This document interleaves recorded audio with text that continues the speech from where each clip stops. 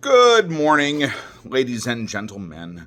It is Tuesday, February the 17th, and it's time for what's in the box for this week. Hopefully everybody did have a wonderful weekend and enjoyed the hell out of themselves. With the weather the way it is, it's about that time. We're almost there. I can feel it. It's in the air tonight. I myself had a wonderful weekend. Somewhat casual. Got a lot of stuff done. Spent some time with the kids, though my boy had a bit of a stomach bug. So that put me on house duty while my wife and daughter had a little bit more fun than I did. But it's all good. It's good. The boy and I got to watch some movies, watch Fantastic Four. So, not a bad way to spend the weekend. Now, as far as myself and the store is concerned, stay tuned for the end of the video. There's going to be a bit of an announcement. If my wife hasn't already made the post and made the announcement, but there will be some more details at the end of this video. So stay tuned. As far as today is concerned, I have a long box of some more random things. If you are a Western reader or collector, maybe you like the Roy Rogers and Gene Autry, stay tuned specifically. And there's a lot of other things, as there always are. But I'm more excited to tell you what's at the end of the video, which you'll have to wait. Beyond that, I mean, what is it? March 15th is Knights Hall, so we're about a month away from that. April 11th is the Crawfordsville show, so if you haven't already come into the store, do so. But I have a ton of these flyers to showcase not only the April 11th show, but also the October 10th show. These are the mega shows. So here in Crawfordsville, we're no longer doing the monthly toy and comic kind of deal, just because we kind of felt like we were kind of missing everybody. You know, we would have all the vendors there, and then people wouldn't show because they'd been there the prior month or maybe even the month before that. So we'd miss you there, or you would show up and we wouldn't have the toy and comic people that we had the show prior. So we're going to narrow our focus down into 2 events for the year. That's 2 events, not 4 events. I don't want you guys getting confused by the fact that I had 4 fingers up. That's 2 events for the year. April 11th and October, 10th? Yeah, 10th. So mark those on your calendar now, so you already have them ready to go. The other months are going to be primarily card shows. So they're going to be, Pokemon and Magic and all the sports, all the balls will be represented at those shows. So feel free to go to those to your heart's desire. I know some of those Pokemon guys really throw down and show up and represent, and those shows are good for those. So if you're a Pokemon guy, watch for the other dates throughout the year. And then April 11th, you guys will see me there, as well as other toy guys and other collectible guys, and we'll make that one to remember. And then April 25th will be another one, which you will soon find out about. Now, as far as what I am going to do, as always, I'm going to have a couple things set off to the side here, which will be at the end. But as I had mentioned, you Western guys had a fun little collection of these are Golden Age Western books. So these, I think the earliest I saw was 1957, which is it's pretty old. But if you are a Western fan, a Gold Key fan, a Dell fan, a Roy Rogers fan, a Gene Autry fan, there are some cool books in here for sure. Some of them represent kind of that 4-color style that you are familiar with from other series. But these are pretty rad, pretty rad. Some of these are actually in pretty good shape too. I mean, you got to consider, 1957, 1958, up through the early 60s. They were well read. They didn't really sit around too much. These were consumables, not necessarily the collectibles that we know and love them for today. That's a cool Lone Ranger. This is actually number 2. So that's pretty rad. Iron Horse, Gunfighters. So yeah, I mean, that's the way we're going to start things. Nice oddball stuff. Now these are pretty rad. This is one of the more requested characters and titles that kind of surprised me when I opened the store. I wouldn't say super hard to find, but you don't find them very often. They're definitely uncommon. I wouldn't necessarily call them rare, but definitely uncommon. But this is B.P.R.D. Or Hellboy, which is more recognizable. But you got your Lobster Johnson, you've got your Abe Sapien, again, Hellboy, this is Witchfinder series. Just real classic Mike Mignola. So if you don't know who Mike Mignola is, spend some time, research him. You'll instantly recognize him. I mean, a lot of this stuff here is Mike Mignola, and a lot of people that also kind of mirror his style. But yeah, Mike Mignola, if you don't know who he is, you could more closely associate him with Death in the Family storyline, which is where Joker kills Robin infamously. Mignola actually did the 4-cover series of that storyline.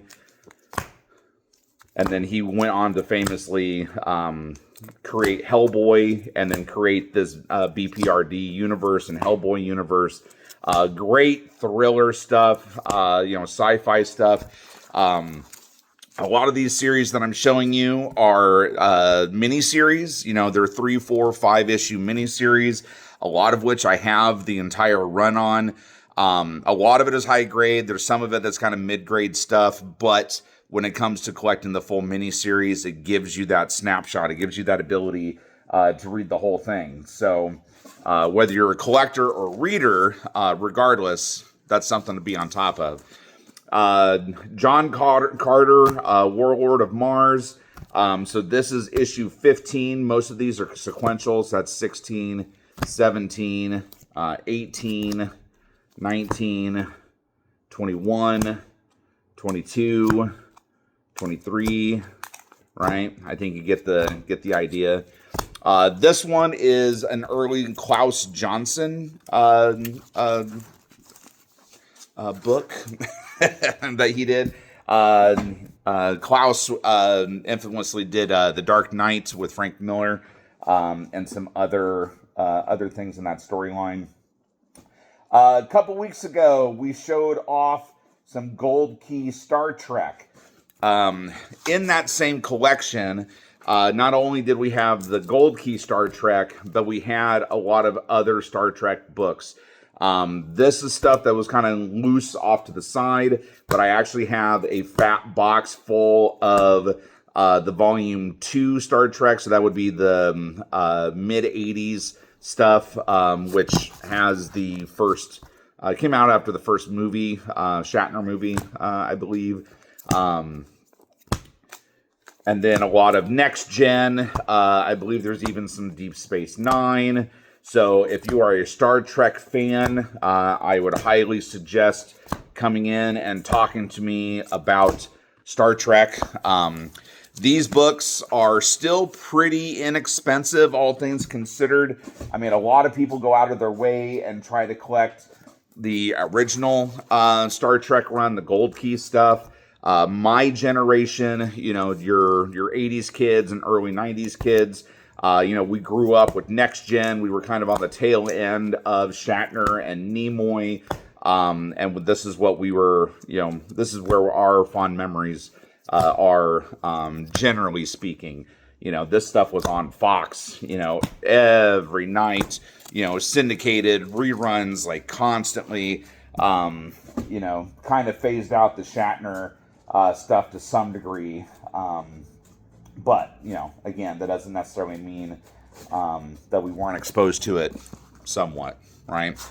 Also in that Western collection, we had some just early kind of what I call oddball stuff, stuff that you don't necessarily tend to find people seeking out, but yet you still, you encounter. There's always somebody. Everybody's got a flavor, right? So this is the Bill Cosby I Spy, which was a TV show, Lancer, Wendy the Good Witch, number 50, The Man from U.N.C.L.E., Wild Wild West, Magus Robot Fighter. This is a 4-color book, Pollyanna, Daniel Boone, which I'm related to.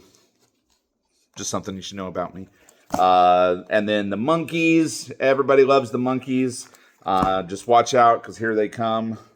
But they do like to monkey around. Uncle Scrooge. These are early Uncle Scrooge. These are Silver Age Uncle Scrooge stuff. A lot of people seek out Uncle Scrooge. There's quite a story that surrounds Uncle Scrooge. I would urge all of you that may be interested in it. There's a bit of a comic book lore behind it, where there was like a single artist that drew all of Donald Duck and Uncle Scrooge stuff, but didn't get the notoriety to it. It was kind of like one of those afterthought things, kind of like the Bill Finger, Bob Kane kind of deal. Not to that extreme, but he went uncredited, I believe, for a number of years. And so there's a stigma, kind of an aura that surrounds early Donald Duck and Uncle Scrooge. As you can see on the screen here, a good chunk of Tarzan, King of the Apes. So this is all your Gold Key. Here's a Twilight Zone. There's another Twilight Zone in here as well. Let's see. And then, pardon me for a moment. My fingers don't want to work. I'm going to mix these up a little bit. And then not only do we have Tarzan, but we have Korak, son of Tarzan, because he likes Jane, and Jane liked him. And, oops, there's a baby, right? Now, whether or not that actually is how Son of Tarzan came about, I don't know.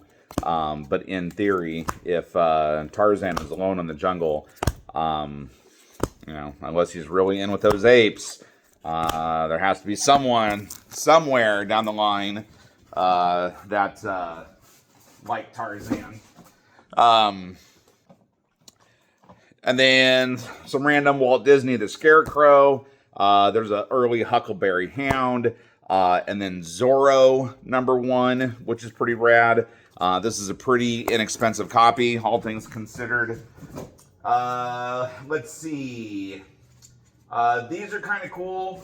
These are only becoming harder and harder to find. A buddy of mine, John, is actually starting to collect these. He's only a couple away. These are the mini comics that actually accompanied the original Motu or Masters of the Universe figures. With the movie, being announced, the trailer starting to air, Masters of the Universe stuff is starting to really percolate. A lot of people are starting to go back and look for it and collect it, ask about it, etc., etc. These comics were typically discarded with the figures, with the action figures, because the kids were more about the character and less about the comic. So the comics can be kind of hard to find. The most expensive one, no surprise, is the Eternia one. So the Eternia playset, which is incredibly hard to find, even harder to find in complete status, and then impossible to find still in box. actually came with a mini comic inside of it. So if you are actually a mini comic collector, good luck finding the Eternia one, because it's going to cost you, if you can even find it. Some other random stuff. Here's got a couple random Star Wars here. Nothing too crazy. 15 and 64. Got a good chunk of Superman, specifically around the death of Superman. So don't necessarily need to go around and point those out. So if you know Death of Superman, you know what I've got. Funeral for a Friend. I do have the first appearance of Doomsday, which I'll show that because Doomsday stuff's always fun. Here is a Virgin ratio cover for the Naruto Ninja Turtle book. Let's see, put these in order. Here's Daredevil number 103, Daredevil number 160. That's an early Bullseye. Some Marvel team-up stuff. So 52 was the first one. Here's 102. So these are just random numbers. So if you need any Marvel team-up stuff, just let me know. Very awesome issue of Spider-Man teaming up with X-Men. There's an Alpha fight. That's an annual. This one is pretty random. This should have gone with my more of my obscure stuff. This is a late 90s, early 2000s copy of Creepy number 3 with female Hitler on the cover. One of the big collections that I got, the big trade that I did, the guy I had mentioned that people are kind of going out of the way to collect swastika stuff, stuff that represents Nazi Germany. Just because, you know, it's very, very taboo, right? And especially to put it on the cover. This was in his collection. So not only do we have Hitler, we have female Hitler. And she even has a mustache. Let's see. So the Superman stuff, like I said, I do have number 75. So that's the infamous Death of Superman. Here's the first appearance of Doomsday. So first print. If you're a Doomsday fan, these are still going super cheap. I mean, all things considered, you know, Doomsday has been very much a quintessential character for, you know, the DCU and Superman specifically, and how his first appearance isn't, you know, up there, you know, and I'm not talking like a $300-400 book. I'm saying that it, you know, at least a $40 or a $50 book, but it's just, you know, prime example, then, you know, 90s overproduction. I think there's 2 or 3 prints of that, even, so, you know, there is a lot of it on the market, I suppose, but Doomsday specifically, is such an immense of character and has really left his stamp on the DCU and Superman, that how his first appearance, you know, that was a 9.0 that I had for $15. I mean, that's silly. That's silly to me. I mean, I would buy those and sit on those for a long time, if I thought that it was going to eventually skyrocket, which, you know, it would be nice. It would be very nice if it did that. I mean, just because, you know, he'd kind of get his due respect. But we'll see. We'll see what happens. Kind of speaking about the Nazi stuff, here's Invaders number 19. So that's the infamous Hitler cover, right? So I've got a couple of those. If you kind of going back to the Western stuff, here's Tomahawk. Tomahawk number 117, 18, and 19, I believe. No, 128, sorry. 117, 118, and 120. It's a bit of a jump. But just great, you know, great Silver Age artwork and storylines. Again, with the Nazi stuff, there's Valkyrie, number 1. A couple old school Battlestar Galacticas, right? 2 and 8. Let's see. Again, with the swastika, Weird War number 13. So just kind of a cool book. And then to kind of wrap it up, here's some Silver Age Thor. So number 188 right there. This is 189 with Hela on the cover, right? what you would consider a bondage style issue, number 279. Anytime, women kind of get, trapped or entangled, tied up, it tends to cause a little bit of interest.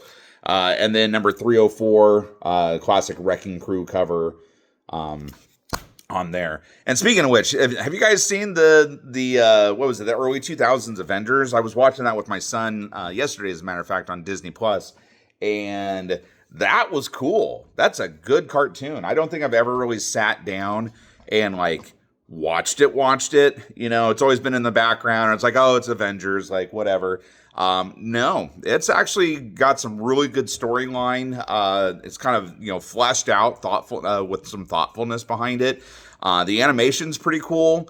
The dialogue isn't very, it's a cartoon. It's a little rushed. But it's not like, tongue in cheek and full of, kind of one-liners and stuff like that, which tends to cater to a younger demographic, silly jokes, stuff like that. I would give it a watch. I mean, if you've never seen it, just sit down.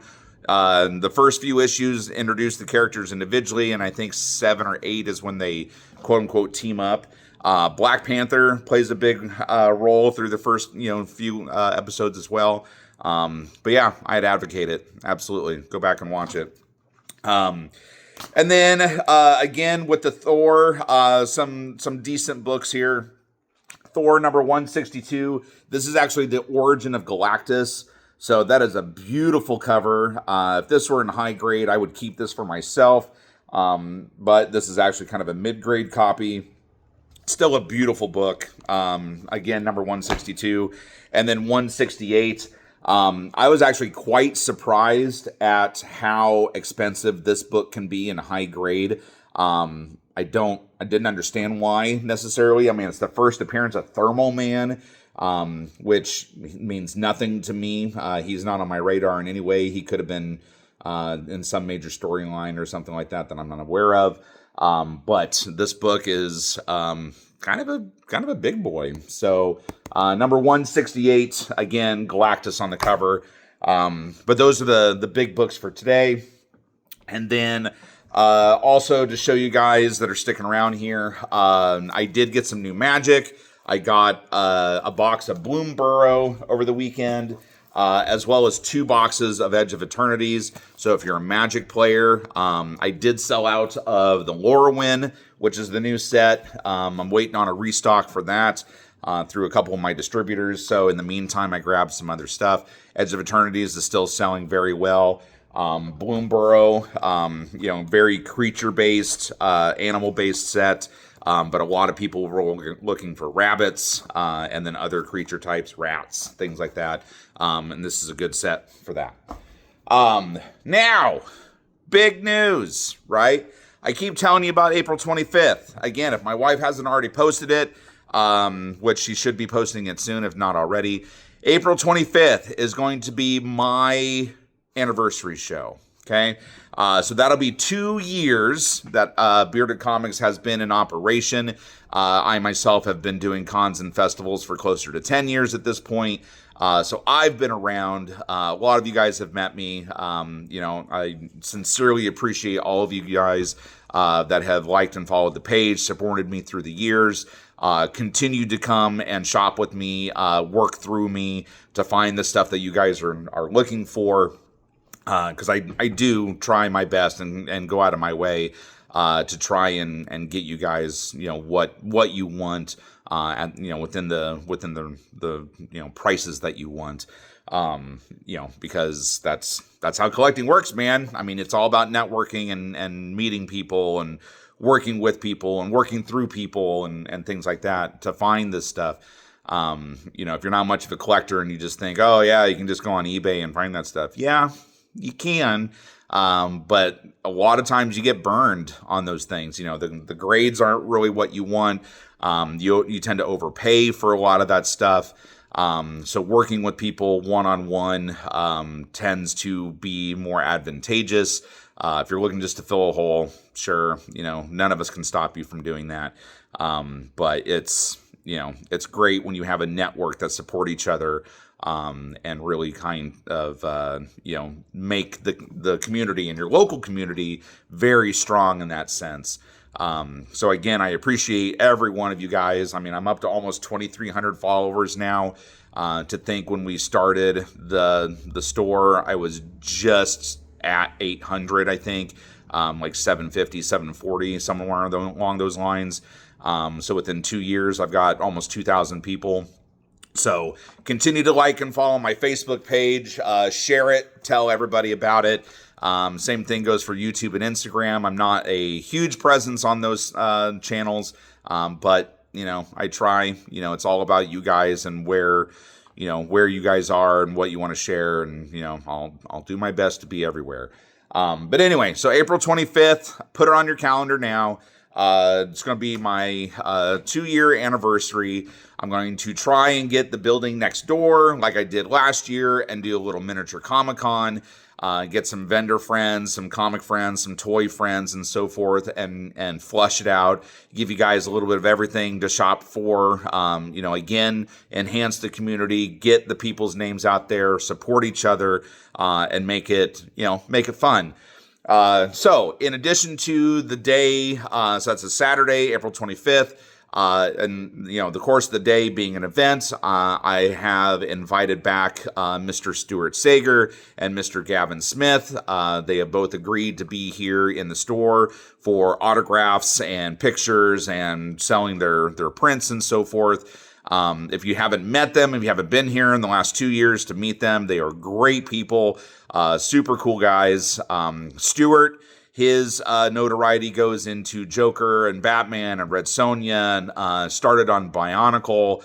Army of Darkness, has done cover grabs for Walking Dead.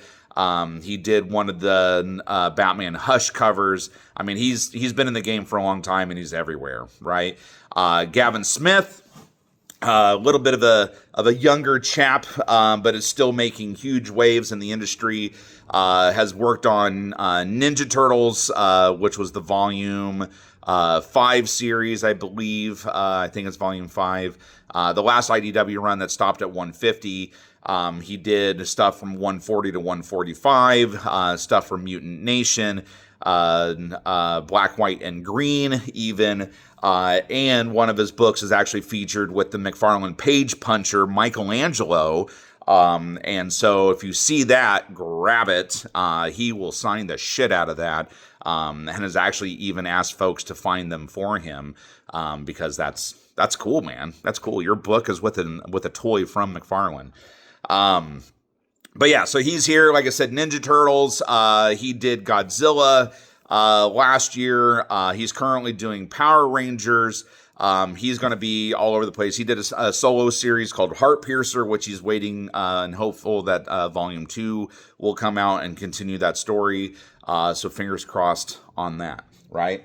Now, saying all of that, they are both going to be providing a book for a giveaway and raffle, which details of that will soon follow.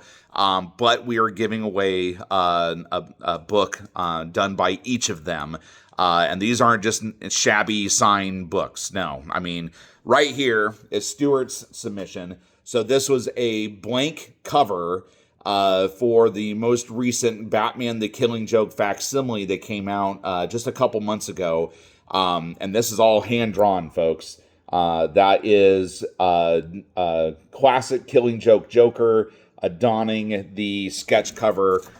This is going to be given away via raffle. So we'll be doing tickets and a drawing the day of the anniversary. Like I said, conditions and details, we'll figure it out. So whether it's you spend $50 in the store to get a raffle ticket, or we gave away eggs last year in kind of a acknowledgement of Easter, and in those eggs were raffle tickets. So it's a thing. It's very much a thing. But yeah, so this is Stuart's submission. Gavin is working on his. It very well could be something Ninja Turtle based. It could be something Godzilla based. It could be something the combination of the two. But once it's done, I will show off pictures for that as well. So get amped, get excited. April 25th, second year anniversary of Bearded Comics and Collectibles. It's going to be a thing. If you haven't been to the other ones, I like to throw down. It's going to be fun. I'll talk to you guys soon. Excelsior.